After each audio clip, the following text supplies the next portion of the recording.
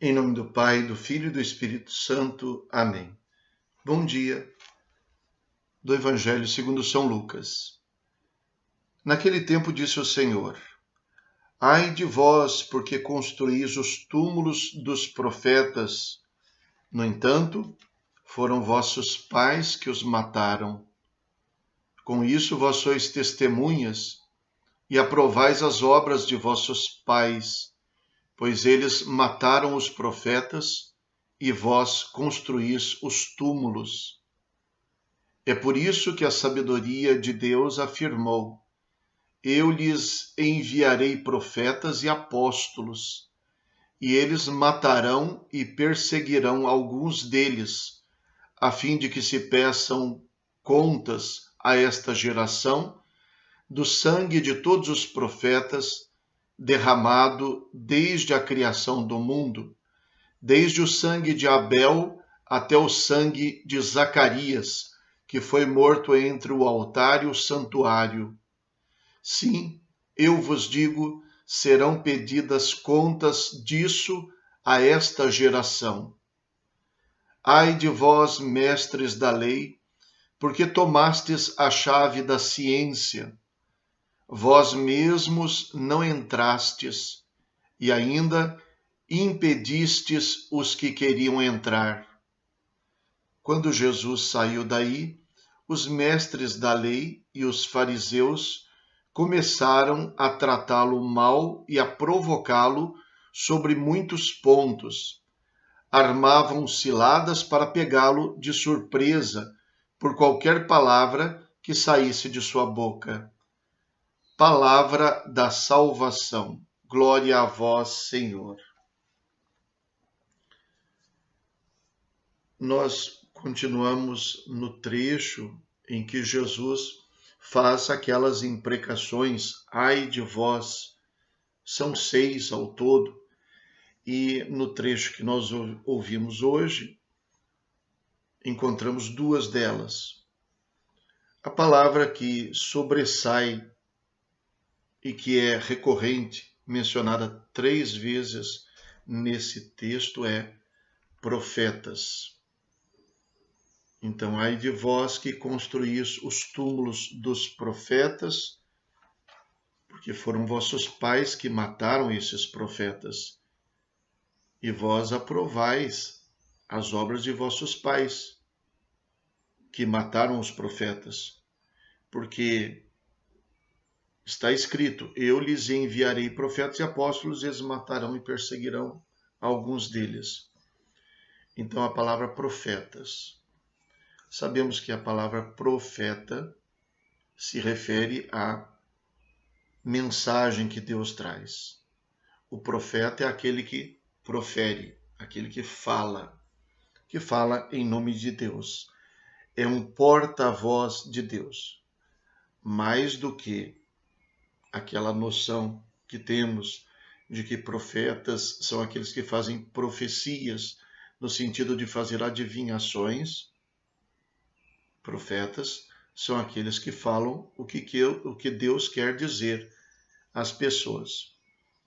Se alguns deles fizeram profecias que continham alguma previsão, alguma coisa que devia se realizar futuramente, não necessariamente toda profecia significa previsão do futuro. Então, profeta é aquele que fala em nome de Deus. E os profetas, como diz o texto, muitos deles são perseguidos e são mortos. Já se disse que o profeta não morre na cama, quer dizer, ele não morre de morte natural, mas ele é perseguido. Sempre que a profecia não é recebida, sempre que a palavra de Deus não é aceita, quem paga o preço é o mensageiro. Ele traz a mensagem de Deus e ele recebe a rejeição que se faz a Deus, ele recebe na própria pessoa. Porque o profeta é alguém comprometido com o que diz. Ele não é um mensageiro que não se engaja naquilo que diz. Muito pelo contrário. Ele é engajado, a sua vida está exposta e à mercê da sua palavra. Ele é engajado naquilo que diz. Por isso, normalmente, o profeta destoa das pessoas na sua maneira de proceder, porque ele fala aquilo que ele vive. Ele vive aquilo que acredita. Então, este é o profeta. Jesus fala que a geração à qual ele está se dirigindo é culpada também do sangue dos profetas mortos no passado. Um pouco estranho, parece uma injustiça. Mesmo o fato de dizer que eles constroem os túmulos dos profetas e eles honrando os profetas, parece que estão sendo coniventes com os que mataram os profetas. É um pouco estranho, parece. Mas na realidade, as pessoas são responsáveis não pelo passado, mas pelo presente que reproduz o passado. Porque o presente não mudou. Porque o fechamento para Deus continua. Exaltar os profetas não significa dar ouvidos à sua palavra. Nós temos uma tendência de sempre fazer parecer que nós julgamos de maneira isenta. Por exemplo, quando nós falamos sobre a rejeição ao próprio Cristo, nós falamos como se tivéssemos certeza de que se nós estivéssemos lá, naquela época, nós estaríamos do lado certo. Nós não estaríamos entre aqueles que pediram a morte de Jesus. Estaríamos entre aqueles que defenderiam Jesus. Quem garante isso? Nós julgamos o passado. Hoje se fala exageradamente dos erros da igreja no passado, dos erros cometidos na Idade Média, como se a gente tivesse plena certeza de que se estivéssemos lá, nós estaríamos do lado certo, denunciando. Pois é, hoje nós denunciamos as coisas que vemos de errado. Quantas injustiças acontecem à nossa volta e nós estamos tocando a nossa vida normalmente, como se nada estivesse acontecendo. No futuro, talvez alguns vão falar da igreja de hoje, que se omitiu diante de injustiças, da igreja e dos homens e mulheres do nosso tempo. É muito fácil julgar o passado estando fora dele. Nós nem sabemos as circunstâncias que as pessoas viviam, que condições elas tinham de ser diferentes. Mas eles perseguiam as pessoas e mandavam para a fogueira porque acusavam de bruxaria. Sim, claro, mas eles não entendiam nada. Coitados, viam demônio em tudo quanto é lugar, morriam de medo disso. Eles não tinham a ciência que nós temos hoje. E quantos, mesmo diante da ciência que temos hoje, preferem se refugiar em ilusões, em ideias, às vezes assim, totalmente fora da realidade. Naquela época, não era a posição de algumas pessoas, era a mentalidade da época. Nós estamos fora da mentalidade de hoje. Nós vemos, assistimos, no nosso tempo, uma verdadeira tragédia humana das pessoas fugindo dos seus países, buscando refúgio, sendo afastadas, sendo rejeitadas, enquanto alguns estão fazendo viagem espacial, gastando milhões, fazendo turismo espacial, preocupados em preservar o meio ambiente, a Amazônia, as florestas, as poucas florestas que temos, e invadindo um lugar de uma certa maneira ainda intacto, que em breve não estará mais. Porque onde o ser humano vai, ele leva poluição. Se vamos para o espaço, vamos levar poluição para lá também. Aliás, já bastam os instrumentos e aparelhos que nós já lançamos no espaço. Será que alguém no futuro vai condenar a gente, dizendo, olha, quanta coisa errada se fez naquela época? Eles não falavam nada. Por isso, o julgamento sobre o presente e sobre responsabilidades das coisas do passado tem lá sua lógica, porque as coisas do passado continuam sendo realizadas. A diferença é que nós sabemos condenar nos outros aquilo que nós fazemos e não queremos perceber, ou não queremos que os outros percebam.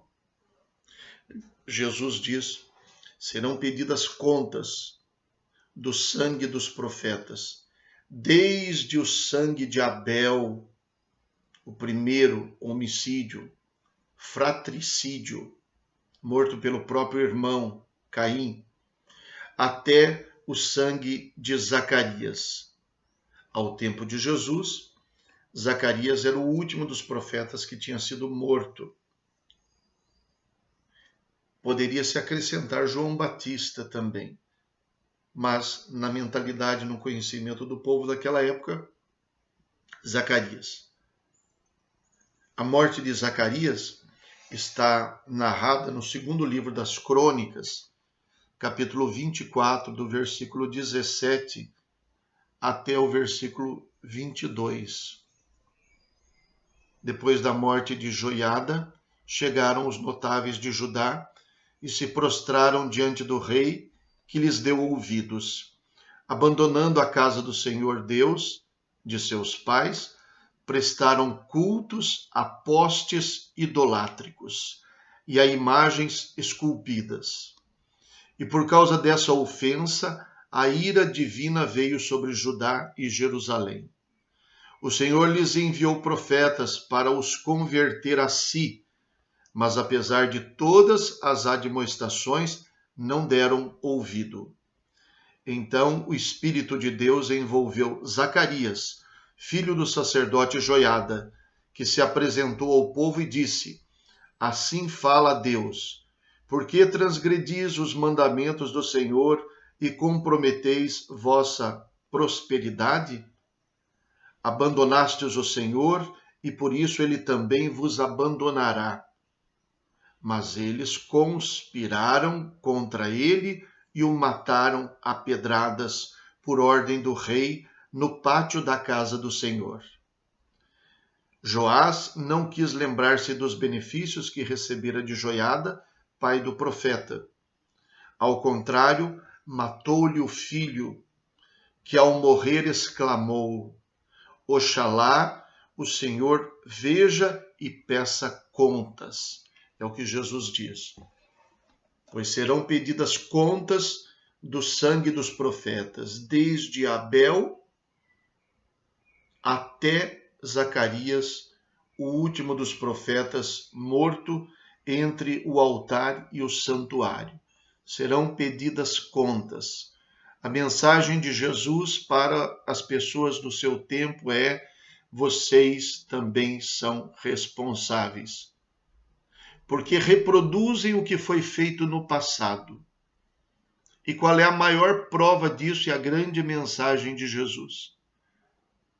Tem um profeta falando aqui agora.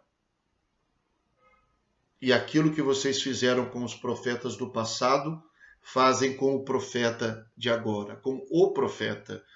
Porque o texto termina dizendo, quando Jesus saiu daí, os mestres da lei e os fariseus começaram a tratá-lo mal e a provocá-lo sobre muitos pontos. Armavam ciladas para pegá-lo de surpresa por qualquer palavra que saísse de sua boca. Ele proferia palavras de Deus.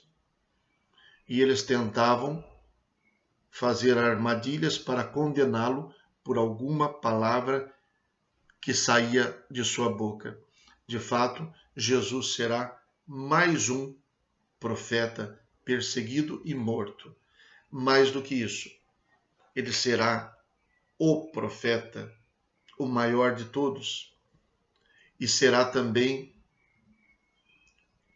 por assim dizer, o grande perseguido e o grande maltratado de toda a história. O passado está mais presente do que parece. Por isso, a única atitude possível seria de reconhecer-se tão pecador quanto os do passado e procurar abrir-se para as profecias do presente, procurando converter-se dessa recusa à palavra de Deus que dominou o passado e que domina o presente também.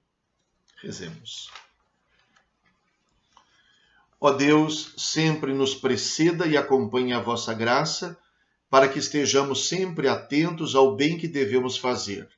Por nosso Senhor Jesus Cristo, vosso Filho, na unidade do Espírito Santo. Amém. O Senhor esteja convosco, Ele está no meio de nós. Abençoe-vos Deus Todo-Poderoso, Pai, Filho e Espírito Santo. Amém. Bom dia, fiquem com Deus.